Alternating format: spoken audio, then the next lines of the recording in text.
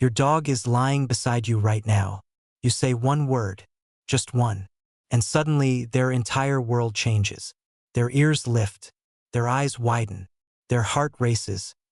They heard you, but more than that, they understood you.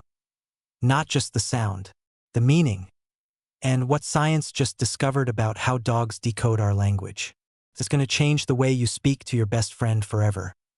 For years, we thought dogs only responded to tone, that they recognized patterns, not words, that when we said walk, they were just reading our body language or the excitement in our voice.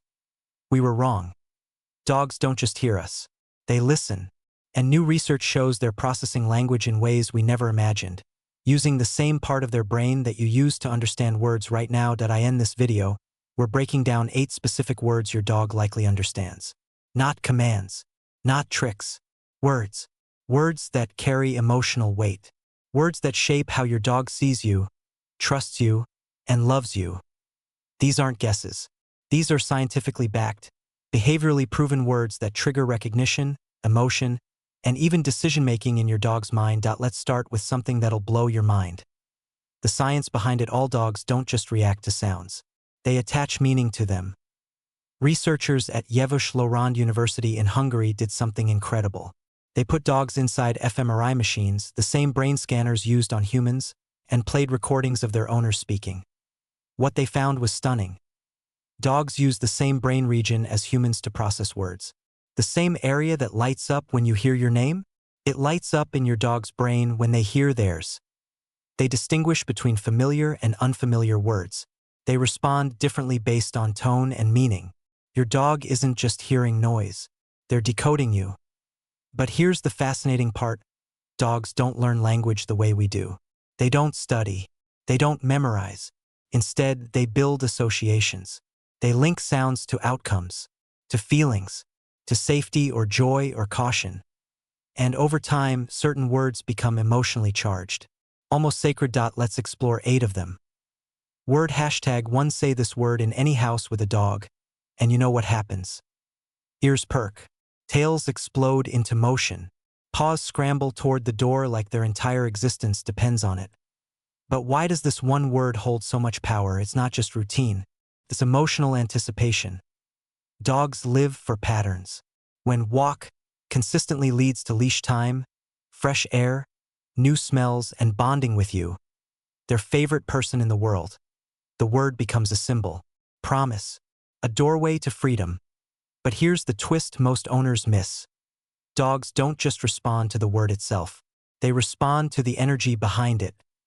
Say walk with excitement, their brain lights up like fireworks. Say it flatly, distracted while scrolling your phone. They hesitate. They've learned to read not just your words, but your intentions. Behavioral psychologist Dr. Stanley Coren found that dogs can learn up to 165 words, and walk is almost always among the first. But it's not just learned, it's felt. It becomes a symbol of stimulation, connection, and trust. And here's something that might sting a little. If you overuse the word without following through, it loses its magic. If walk becomes a tease, something you say but don't deliver, your dog may start ignoring it. So use it with intention. Let it mean what it's supposed to mean. Because to your dog, this word isn't just about exercise. It's about you choosing them. Word number 2, treat. Another crowd favorite. But treat isn't just about food, it's about reward, validation, the feeling that they did something right. Dogs are wired to seek reinforcement. Whether it's a biscuit, a belly rub, or the warmth in your voice saying good boy, they crave feedback. Treat becomes shorthand for you matter to me. But here's where it gets psychologically deeper. Dogs don't just respond to the word treat. They respond to context. If you say treat while holding a snack, their brain links the word to the object. But say treat without delivering, they look confused, sometimes even disappointed. This is where consistency becomes love. According to K9 cognition expert Dr. Brian Hare, dogs learn best when words are paired with predictable outcomes. If treat always leads to something good, tangible, or emotional, the word becomes a powerful motivator. But if it's used randomly, carelessly, it loses meaning. And trust erodes. Here's a tip that'll deepen your bond instantly. Use treat, not just for snacks, but for praise. Let it mean you did something great.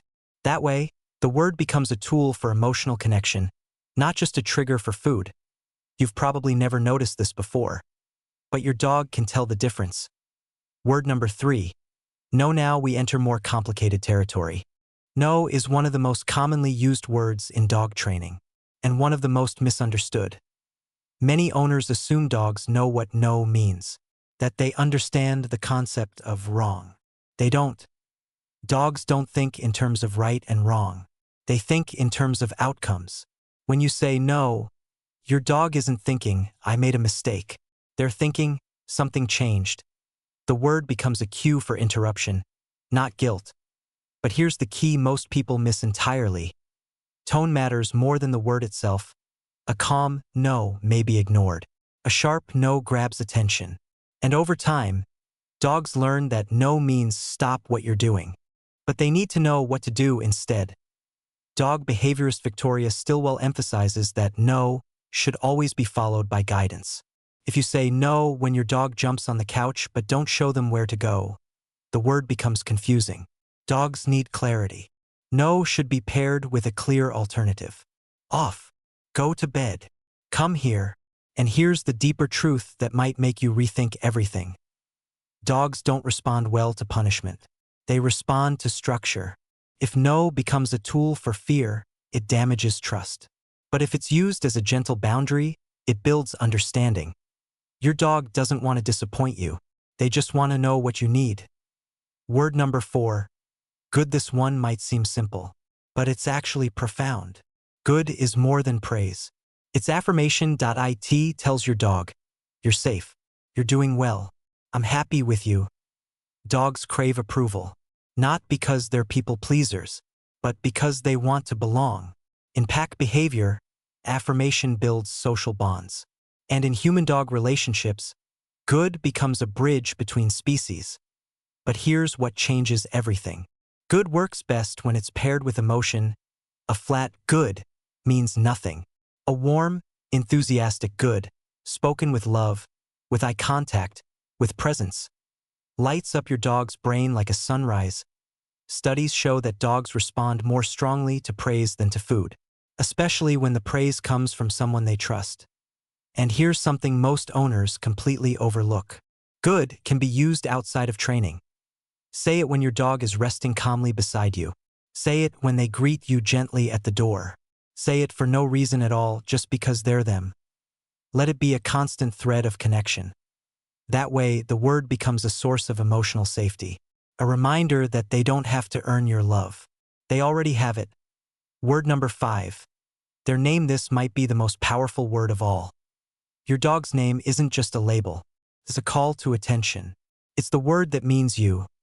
Dogs learn their name through repetition and association, but they also learn it through emotion. When you say their name with love, it becomes a cue for connection. When you say it sharply, it becomes a warning. And it gets even deeper. Your dog's name is their identity in your world. It's how they know they matter. K9 researchers have found that dogs respond more strongly to their name than to any other word, especially when spoken by their primary caregiver. The name becomes a signal of relevance. Tells the dog, this moment is about you. You are seen.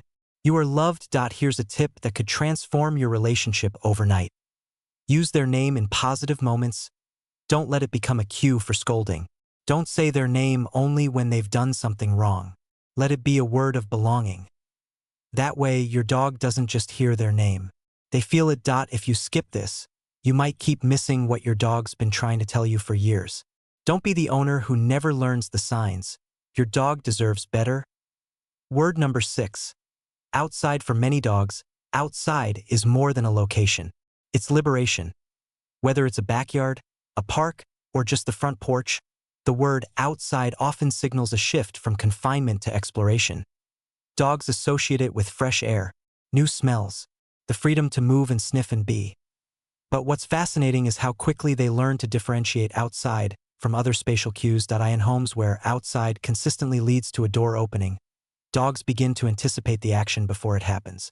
Their ears perk, their body shifts, they may even run to the door. This isn't just conditioning. This is predictive behavior. Dogs aren't just reacting, they're forecasting. And here's a layer most people never consider. Outside can carry emotional weight unique to each dog. For anxious dogs, it might mean relief. For energetic dogs, it's stimulation. For older dogs, it's routine and comfort. The word becomes personalized based on the dog's emotional history to strengthen this association. Experts recommend pairing outside with calm energy. If it's always shouted in frustration, say, when your dog needs to go out urgently, it can become a stress cue. But if it's spoken gently, with patience, it becomes a trusted signal. A word that says, I've got you. Let's go together. Word number 7. Come. This word is foundational in dog training, but its psychological depth is often underestimated. Come isn't just a command. It's a request for trust. When a dog hears come, they're being asked to leave whatever they're doing. A smell, a sound, another dog, and return to their human. That's vulnerable. And dogs don't do it unless they feel safe. Behavioral studies show that dogs are more likely to respond to come when it's been positively reinforced. If come always leads to punishment or confinement, being put in a crate, being scolded, losing their freedom, dogs hesitate. They learn avoidance. But if come leads to praise, affection, or even just gentle eye contact, the word becomes a bond. Dr. Patricia McConnell, a leading expert in animal behavior, emphasizes that come should always be a celebration. When your dog comes to you, reward them. Even if they took their time, even if they got distracted, celebrate the choice they made to trust you. That way, the word becomes a symbol of connection, not control. Here's a tip for deepening the emotional impact. Use come in everyday moments, not just emergencies. Let it be a gentle invitation. That way, your dog learns that returning to you is always a good choice. Not a loss of freedom, but a return to love. Word number 8. Wait. This word taps into something profound.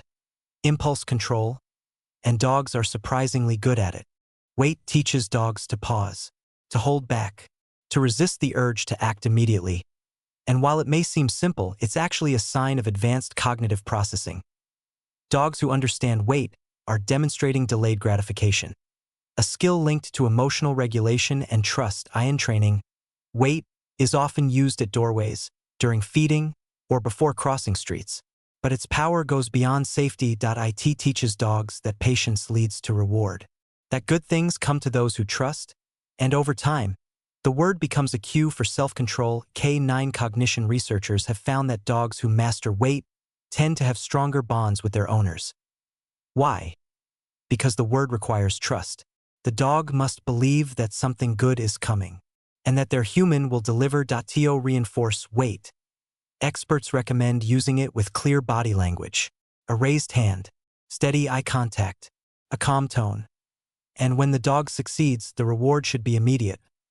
That way, the word becomes a promise, not a punishment. So what does all this mean? It means dogs are listening more closely than we ever imagined.